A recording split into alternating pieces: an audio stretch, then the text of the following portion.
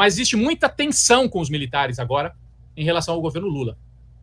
Eles estão chateados, porque o Lula falou publicamente que tem desconfiança em relação aos militares. Estão chateados. Os militares não abriram a boca, estão em silêncio absoluto desde os atos terroristas do dia 8. Bom, ontem, o Ricardo Capelli, que nos deu entrevista aqui ao vivo, se você não assistiu, depois assista, tá aí, a entrevista do Capelli aqui no Boa Noite 247, ele disse, eu acho até bom os militares não se pronunciarem. O ruim é quando eles se pronunciam.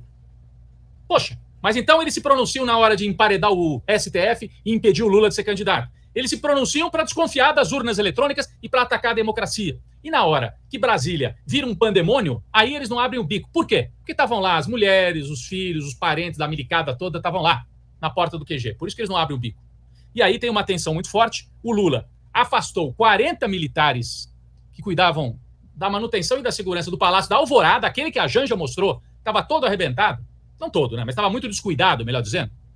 A Janja mostrou, lembram? Bom, os militares eram responsáveis por aquilo ali. Então o Lula mandou afastar, afastou 40. Se não cuidavam, para que vão ficar ali? Vão cuidar de quartel, varrer quartel, né?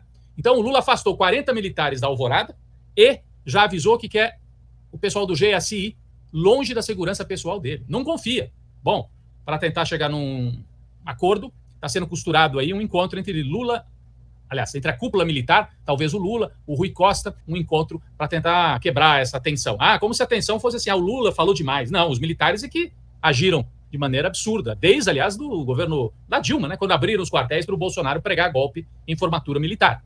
E depois, ao longo do tempo, permaneceram nisso. Olha só, Rodrigo, que a gente conversa por aqui, né? Conversa com um lado, conversa para o outro, e realmente há um clima, né, de mal-estar, há uma tensão muito grande entre o presidente Lula e os militares. E com razão. O que a gente vê nesse momento, da parte do Lula, eu diria que é uma falta de confiança, né? Houve uma espécie de uma. Não diria que ele confiava demais nos militares, não, nunca foi próximo, os militares, provavelmente a maioria não votou nele, mas os últimos acontecimentos e o comportamento dos militares quando deixaram aqueles acampamentos, os golpistas na porta dos quartéis, mesmo depois que ficou claro que ali se gestaria a incubadora, né, como disse o Dino, do terrorismo, o envolvimento, claro, de muitos militares nos atos, não é, golpistas do domingo, dia 8, inclusive o próprio presidente Lula falou assim, eles chegaram aqui, eles não quebraram a porta, alguém abriu a porta para eles. E será que esse alguém que abriu a porta para eles era civil? Eu duvido muito, né? Então, todos esses acontecimentos, eles fizeram o presidente Lula, pelo que eu soube, primeiro ficar com muita raiva. Ele ficou muito furioso, mas já passou, assim, mas ele teve uma quebra de confiança. Então, essas demissões aí de 46, né, 40 funcionários do Palácio do Alvorada, né, que você se referiu aí no início, ela se deve, sobretudo, devido a essa falta de confiança, a um gesto do presidente Lula de mostrar insatisfação com eles. Então, então eu demito todo mundo que está cuidando do Alvorada nesse momento. Claro, não vai ficar sem ninguém cuidar do Alvorada, irão outros, muito provavelmente militares também, outros militares, mas não esses que serviram ao Bolsonaro e que eles suspeitam que possam fazer sabotagem, espionagem, etc. Então, o Lula, nos últimos dias, ele tem deixado muito claro, né, a sua insatisfação com os militares. Agora, posto isso, o que vai ser feito, né, para tentar manter uma convivência minimamente razoável, institucional? Afinal, o presidente Lula, ele é o comandante em chefe das Forças Armadas. E acho até que nesse momento em que ele exige punição, em que ele troca, demite não, porque o cara não fica demitido, mas dispensa pessoas do serviço dele, em que ele cogita tirar do GSI, da Presidência da República, a própria segurança do presidencial, em que ele falou outro dia claramente, os militares não são poder moderador como eles acham que são. Então, tudo isso ele faz agora como comandante e chefe das Forças Armadas. Por quê? Porque ele quer enquadrar os militares, levar os militares de volta à sua casinha. E tem que fazer isso, porque quem politizou, né, as Forças Armadas foi o Bolsonaro. Isso do lado do Lula. Do lado dos militares, a gente tem, obviamente, a conivência, mas eu ouvi de alguns interlocutores que conversam com eles dizerem, mas eles estão dizendo assim,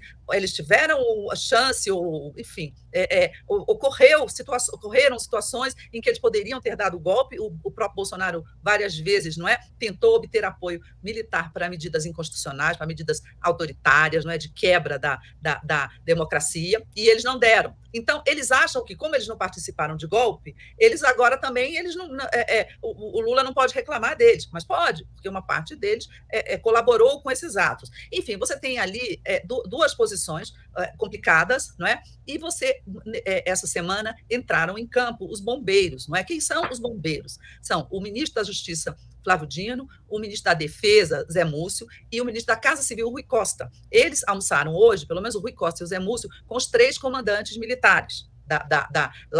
Acho que foi no almoço, foi lá na Defesa, no Zé Múcio. Por quê? Para preparar um encontro que o Lula deve ter com esses comandantes, não é? Amanhã ou, no mais tardar, na sexta-feira. O que eles estão dizendo? É para discutir a modernização das Forças Armadas, compra de equipamento, nada disso. É para estabelecer um pacto ali de convivência. Tipo, eu não gosto de você não gosta de mim, mas não me enche o saco, eu não te encho o saco. Entendeu? Algo nessa base, nessa linha de convivência, porque precisarão conviver.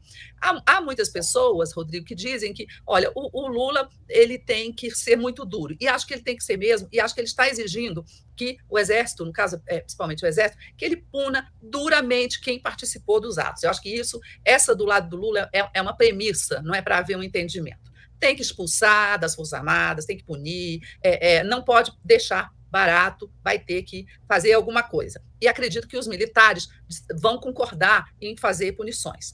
Agora, o que é o nó da questão que me parece que não vai ser resolvido agora? Porque, pelo que a gente vê na mídia, o próprio comandante, né, o general Júlio Arruda, ele se recusou a tirar o acampamento golpista da frente do QG no dia dos protestos, na noite dos protestos.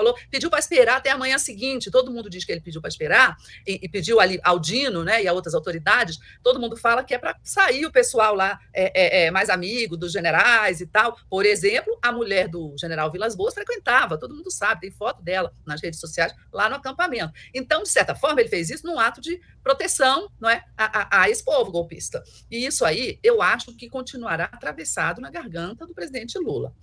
Acredito que o comandante do Exército permanecerá, não será substituído agora, porque para não provocar mais marola, não provocar mais confusão, mas eu não sei se ele vai ficar ali até o fim do mandato, não. Eu acho que esse episódio foi muito grave. Eu acho que em algum momento, depois de tudo pacificado, acalmado, acredito que poderá ser feito algum movimento para o presidente Lula trocar os comandantes, ou ao menos, talvez, o do Exército, mas normalmente quando troca um, troca tudo, né?